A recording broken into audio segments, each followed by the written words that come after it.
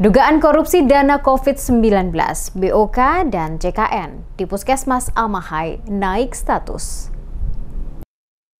Kejaksaan Negeri atau Kejari Maluku Tengah telah meningkatkan status dugaan korupsi dana insentif COVID-19, Bantuan Operasional Kesehatan atau BOK, dan Jaminan Kesehatan Nasional JKN di Puskesmas Amahai untuk tahun anggaran 2020 hingga 2023 dari tahap penyelidikan ke penyidikan.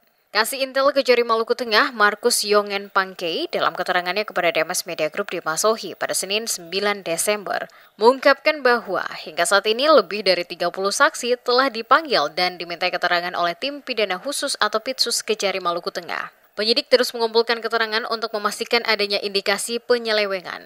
Hingga saat ini, Kepala Puskesmas Amahai, Jacqueline Sahertian, telah dimintai keterangan dan pemanggilan terhadap bendahara Puskesmas juga telah dijadwalkan. Dari hasil pemeriksaan sementara, dugaan penyelewengan dana meliputi pemotongan dana insentif COVID-19 oleh Kepala Puskesmas dengan jumlah yang bervariasi, yang melanggar aturan Kementerian Kesehatan.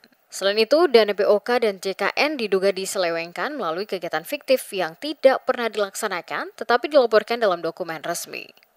Jadi saat ini terkait dengan penanganan perkara penyimpangan, dugaan penyimpangan terhadap dana BOK, JKN, dan dana insentif COVID tahun anggaran 2020 sampai dengan 2023 pada Puskesmas Amahai saat ini di Kejaksaan Negeri Maluku Tengah sudah memasuki tahap penyidikan. Sudah sampai di tahap penyidikan dan sudah sekitar 30 orang saksi dimintai keterangan. Ada indikasi Pak untuk itu Pak? Indikasi sampai dengan saat ini sementara didalami karena dari penyelidikan sudah naik ke penyidikan sehingga kemungkinan ada indikasi. Kasus ini telah lama ditangani oleh Bidang Pitsus Kejari Maluku Tengah. Pangkei mengatakan bahwa indikasi penyelewengan masih bergantung pada hasil pemeriksaan saksi dan bukti yang diperoleh. Kejari Maluku Tengah menegaskan komitmennya untuk mengusut tuntas kasus ini, guna memastikan akuntabilitas dalam penggunaan dana publik, terutama yang berkaitan dengan pelayanan kesehatan masyarakat.